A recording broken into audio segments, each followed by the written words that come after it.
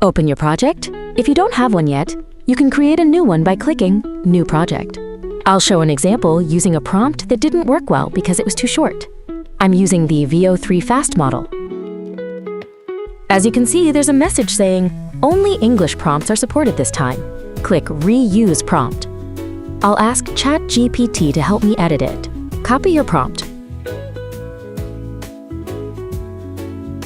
And I'll ask ChatGPT to add English text before and after the non-English dialogue.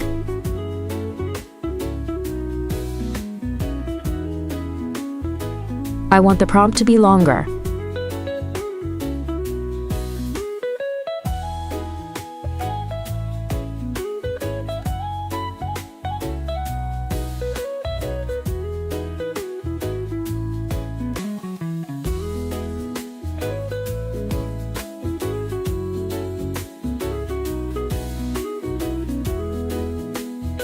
On the left side, the result has no voice, while on the right side, it does.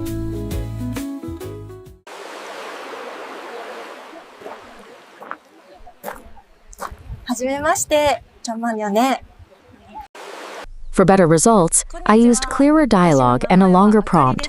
はじめまして。